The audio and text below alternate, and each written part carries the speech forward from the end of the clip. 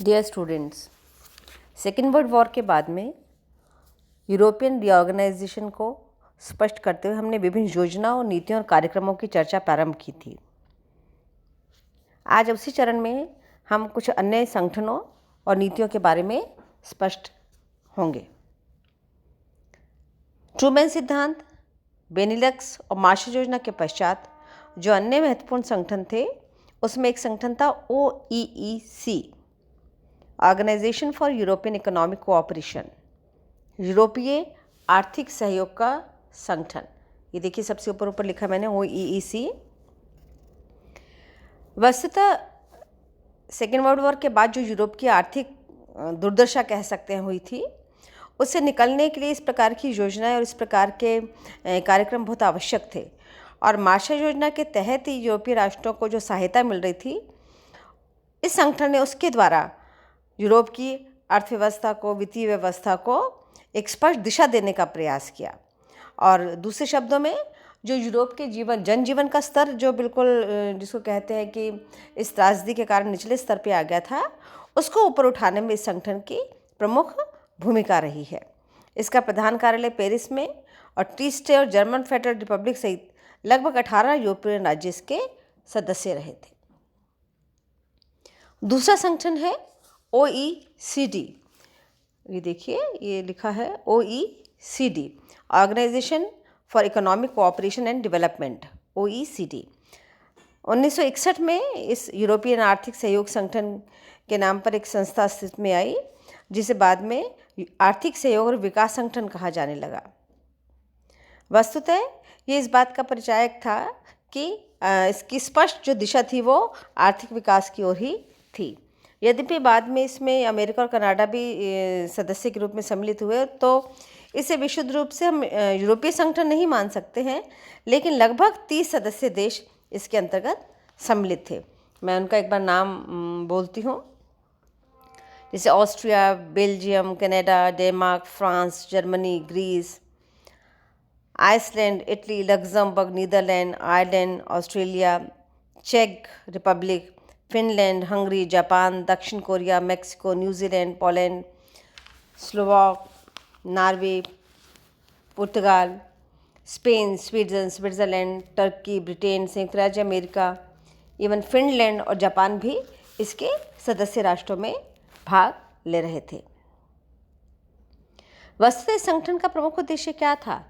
इस संगठन का प्रमुख उद्देश्य यही था कि जितने भी यूरोपीय देश हैं उनमें आर्थिक विकास को केवल जीवन यापन तक ही सीमित नहीं रखा जाए, अपितु रोजगार की ऐसी व्यवस्था की जा सके जिससे आर्थिक उच्चतम स्तर प्राप्त किया जा सके, जीवन स्तर का या जीवन यापन का उच्चतम स्तर प्राप्त किया जा सके, और आर्थिक विकास के साथ आर्थिक स्थिरता का भी प्रयास किया जा सके।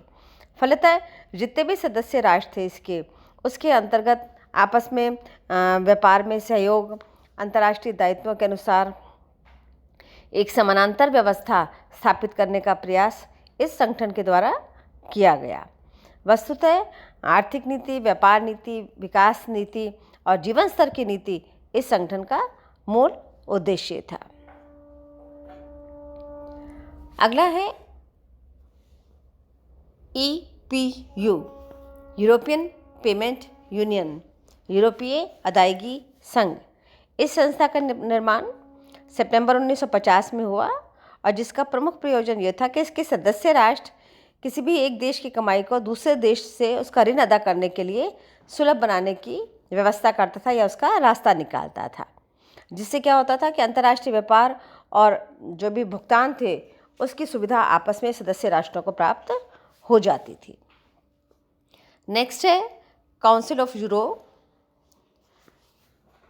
5 मई 1949 को इस तरीके का प्रयास किया गया कि यूरोपीय एकता को स्पष्ट करने के लिए इस प्रकार की एक परिषद बनाई जाए, और 21 सदस्यों की यह परिषद जो यूरोप के जितने भी रिपब्लिक्स थे, जितने भी डेमोक्रेटिक सिस्टम थे, उनका संगठन बन गया।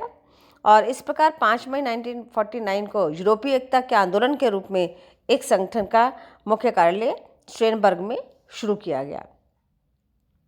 यद्यपि प्रारंभ में इसके 3 देश थे, फ्रांस, जो अपने बेनिलिक्स वाले देश हैं, लेकिन बाद में France, Iceland, Italy, Norway, Sweden, Denmark और ग्रेट ब्रिटेन भी इसमें सम्मिलित थे।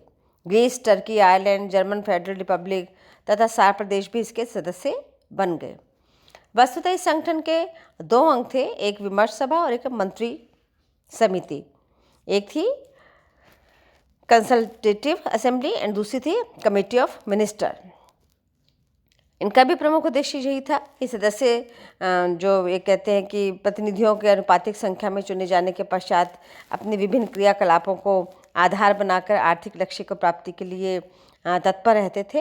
और मूल उद्देश्य यही था कि आर्थिक के साथ साथ सामाजिक प्रगति और सामाजिक विकास की दिशा में भी यूरोप को अग्रसर किया जा सके।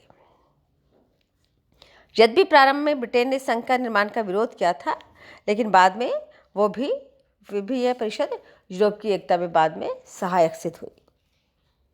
अगला है European coal and steel community, ECSC। ये देखिए ECSC नाम से स्पष्ट है, European coal and steel community. मूलतः ऐसे देशों का संगठन जो इन दो पदार्थों के व्यापार और निर्यात से संबद्ध था या जुड़ा हुआ था।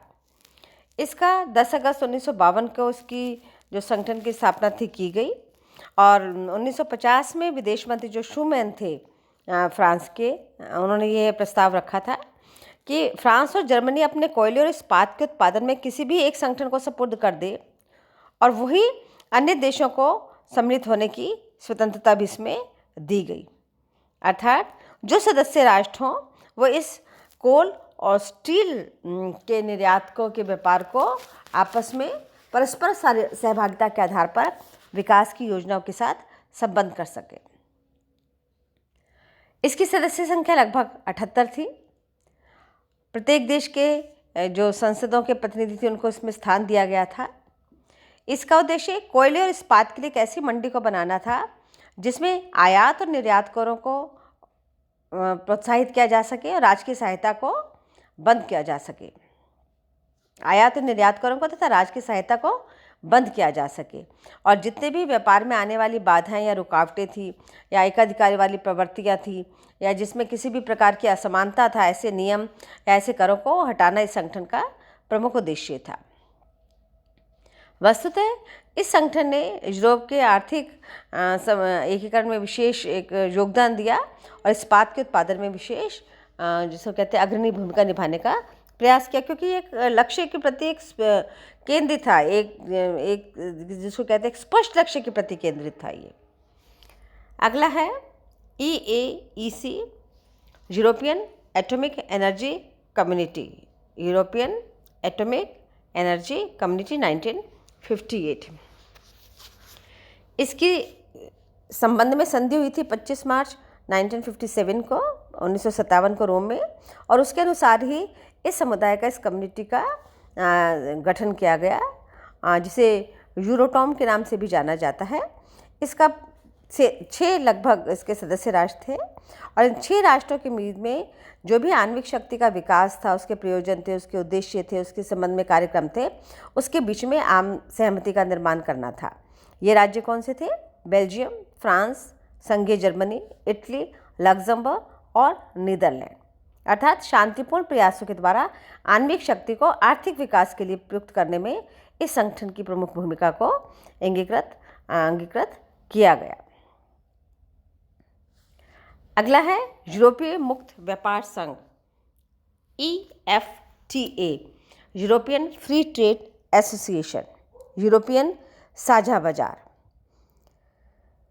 यद्यपि यूरोपियन मुक्त व्यापार संघ यूरोपियन साझा बाजार से ब्रिटेन और अन्य देशों को काफ़ी हानि हुई थी जो इससे पूर्व था, लेकिन यूरोपीय मुक्त व्यापार संघ था, जो यूरोपियन फ्री ट्रेड एसोसिएशन थी, इसके 7 राज्य सदस्य थे: ब्रिटेन, ऑस्ट्रिया, डेनमार्क, नॉर्वे, पुर्तगाल, स्वीडन, स्विट्ज़रलैंड। इसका आरंभ 3 मई 1960 को हुआ और 1960 को ही 2 मार्च 1960 को ही फिनलैंड भी इसका सदस्य बन गया।